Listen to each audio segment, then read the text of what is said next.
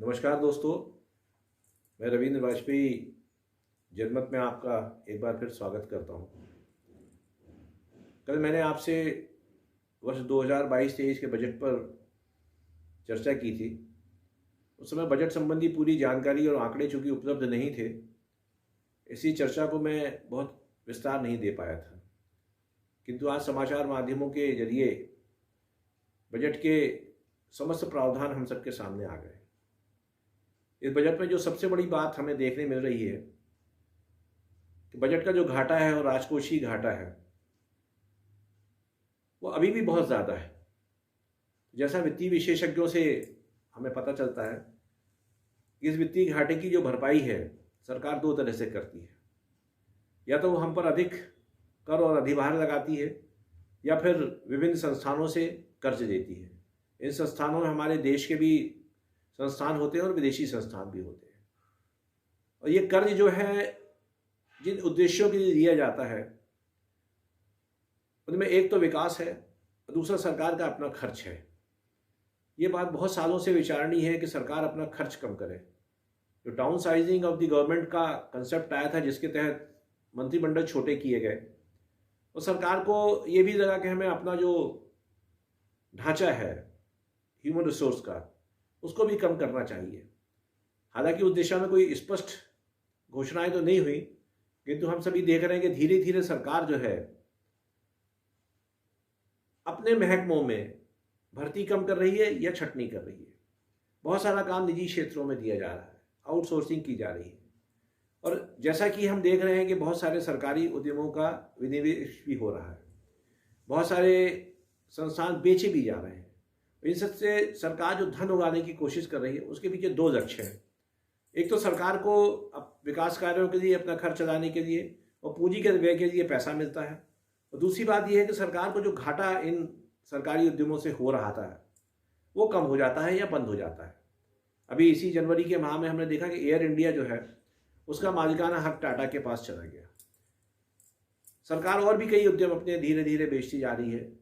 इसके बारे में उसके ऊपर काफ़ी आरोप भी रखते हैं। किंतु जब उदारवाद देश में आया तब सरकार ने पहली बार ये देखा कि हमारा काम जो है केवल हमें सरकार चलाना और लोगों को पैसे बांटना नहीं है। सरकार को इस बात का भी ध्यान रखना होगा कि सरकार जो काम कर रही है उसमें उसे वित्तीय हानि ना हो, और इस वित्तीय हानि को कम करने के लिए ही बार बार ये दबाव आता है, सारी दुनिया से आता है कि हमें अपने घाटे कम करना चाहिए। अब प्रश्न ये है कि हम ये अपना घाटा कैसे कम करेंगे। इस बारे में न केवल सरकार को अपितु हमारे राजनीतिक दलों को भी सोचना चाहिए। जिस तरह से हम अपने घर का बजट बनाते हैं, अपने दफ्तर का बजट बनाते हैं, अपने उद्योग धंधे, अपने व्यापार का बजट बनाते हैं, उसी तरह से हमें सरकार के बारे में भी ये सोचना चाहिए कि सरकार का जो अपना खर्च है, सरकार अपना जो पैसा खर्च करती है देश के विकास के ऊपर, तनख्वाहों के ऊपर, आकस्मिक आपदाओं के ऊपर, हम इस पर कैसे नियंत्रण स्थापित करें। तो जहाँ तक सवाल यह है वेतन का, तो वो तो सरकार को बांटना ही पड़ता है और उसमें निरंतर वृद्धि भी होती जा रही है। किंतु अब समय आ गया है जब सरकार जो है बजट के बारे में, अपने आर्थिक प्रबंधन के बारे में कुछ व्यवहारिक दृष्टिकोण के साथ सोचे। और उसका सबसे अच्छा तरीका ये है कि जिस तरह से हम बचत करते हैं, तो सरकार को भी कहीं ना कहीं बचत की ओर ध्यान देना चाहिए। देश के हर नागरिक से ये अपेक्षा की जाती है कि वो पैसा बचत करे ताकि उसकी मुसीबत के समय काम आ सके। सरकार चूंकि दूसरे ढंग से काम करती है, दूसरे ढंग से सोचती है, तो उसके लिए संभव नहीं हो पाता, किंतु वो अपने अनुत्पादक व्ययों को कम कर सकती है।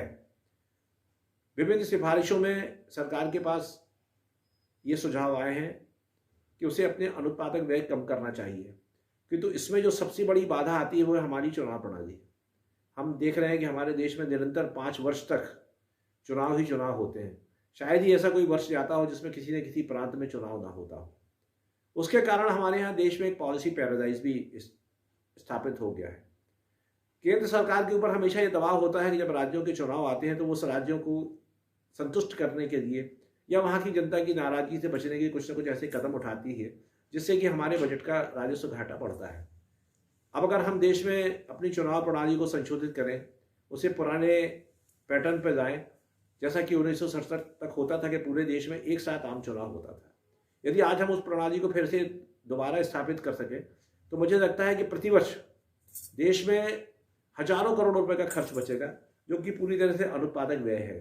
अभी 5 राज्यों के जो चुनाव हो रहे हैं हम उसका मोटा मोटा आकलन करें तो एक एक राज्य में हज़ारों करोड़ रुपए जो खर्च होते हैं, ये कहीं ना कहीं से हमारी अर्थव्यवस्था को प्रत्यक्ष या अप्रत्यक्ष रूप से प्रभावित करते हैं।